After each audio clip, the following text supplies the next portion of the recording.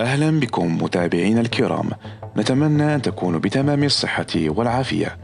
عدنا إليكم بفيديو جديد لرجل الأعمال المثير للجدل روبرت كايوساكي، والذي تجاوز في جزئه الأول عتبة المليون مشاهدة، كما لاحظنا من خلال تعليقاتكم أنه أسيء فهمه، فهو يعتمد على الصراحة في إيصال المعلومة حتى ولو كانت جارحة للمستمع، وبذلك يدفعه للتفكير وإعادة صناعة نظام إدراك جديد. نتمنى في هذا الفيديو الذي يشرح فيه كيف أن الأغنياء لا يعملون من أجل المال بل أشياء أخرى، وأن يقوم بتغيير رأيكم بالسيد روبرت كايوساكي الذي يعتبر من أنجح رواد الأعمال في العالم. ابقوا معنا.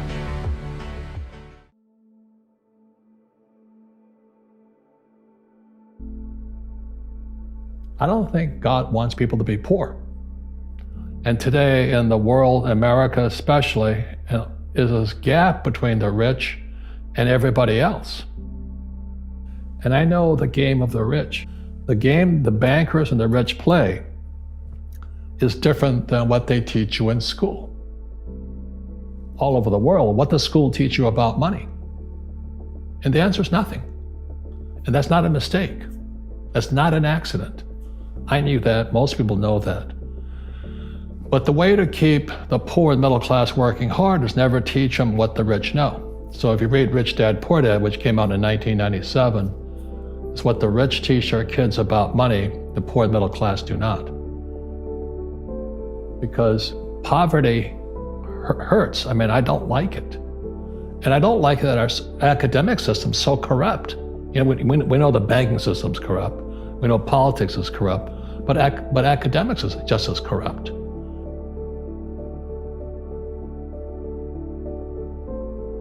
First of all, let's go back to what is financial education.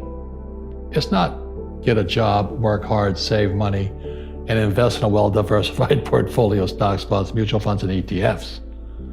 That's not it. You know, money is, the financial industry is two things: debt and taxes. Debt and taxes. And that's where fake starts. 1971, Nixon took the dollar off the gold standard and the US dollar became debt.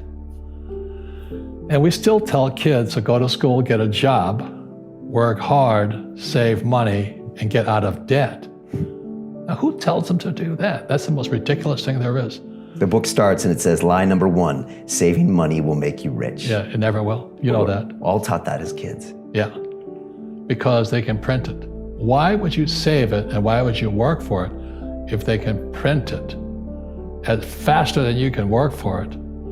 And number two is they keep dropping the interest rates on it. You know, Japan still has zero interest rate policy. And the Japanese are the biggest savers in the world. And I'm Japanese, I'm fourth generation. They're not too bright. Right. Why do you keep saving when they're printing it? You know, when I'm in Japan, that's what I mean by fear. They're so afraid because the Japanese, they're very good culture, but they do as they're told. So what happens to the average person in a financial crash, they don't know what to do. And right now, as you know, for the middle class of the world, we're in a crash. You know, the purchasing power of the yen, the euro, the rupiah, all going down. And people are working harder and harder and harder, and the central banks of the world are printing more money. The rich don't work for money. Don't you touch that stuff. So why do they take dollar off the gold standard? And what does this mean? What don't we know? So what that meant was in 71, they could print as much money as they wanted. So as the economy of the United States worsened, you know, the deficit, trade deficit was going up, they could print and print and print and print. The people that are being screwed today are the poor and middle class because they work for money. You know, the banker friends, they're not working for money. They have money working for them. Yep. Right. Very big difference in mentality here. And the backstory for people, your dad was the poor dad. Right. PhD. Stanford, Northwestern, University of Chicago, the head of education for the state of Hawaii, candidate for lieutenant governor of Hawaii as a Republican of all things. They know nothing about money, and they teach our kids.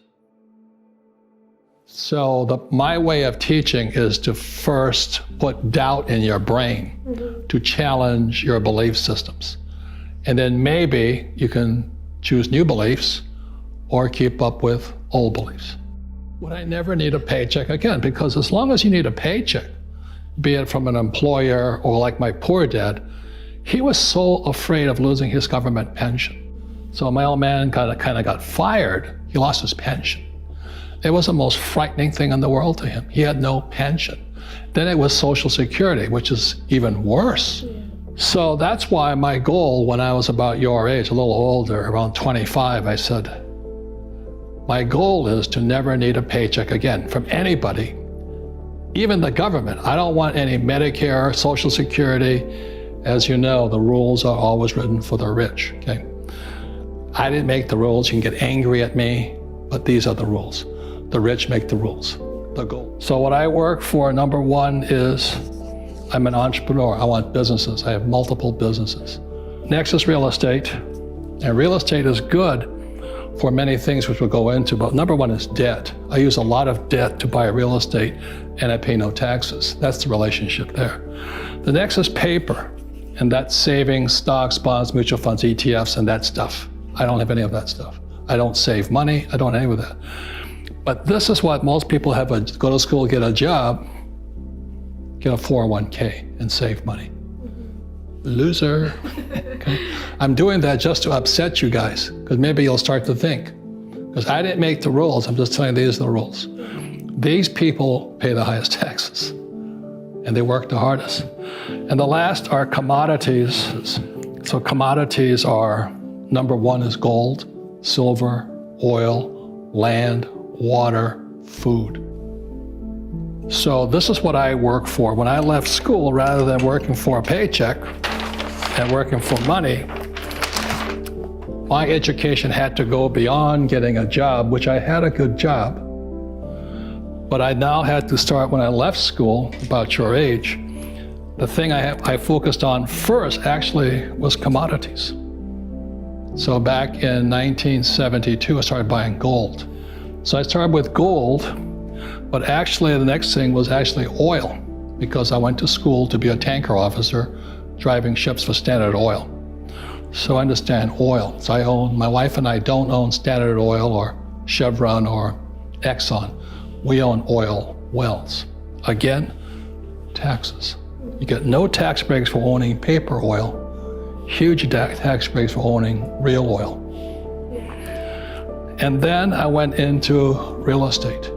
Why? Because I can use debt to buy real estate. And because I use debt, I pay no taxes. And then third, I started my business, my first real business. I had many businesses as a kid, but my first real business was a nylon and Velcro surfer wallet business. And I went worldwide right away. The trouble is I was an idiot, and the business went up and the business came down. What kept me alive was this and this. Okay. So you may say, well, aren't you working for money? But we'll go into that next. I don't want what's called a paycheck. I want cash flow. So that's what I mean by the rich don't work for money. You want cash flow that pays very little taxes, and I can use lots of debt over here. The average person who went to school, their biggest liability they have is student loans, of course.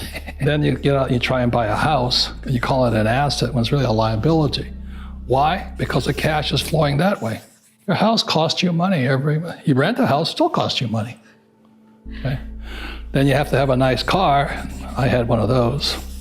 So the problem with most young people is they go to school to get that job, then a lot of them have student loan debt, then they try and get married and buy a house, they have a car, and then they have credit card debt, but they never have the chance to come over here. If they do any investing in America, it's a 401k, which I wouldn't touch with a 10-foot pole. Now, you should, but I don't, because I don't have to. Because I went to school for here, and people who don't go to school should be here. This is a 401k, IRA, ETFs, and that stuff, paper, savings. I don't touch that stuff, and we'll go into that later on, okay? So when I say rich don't work for money, I never wanted to be dependent on a paycheck, either from an employer or the government. I wanted to be a free human being.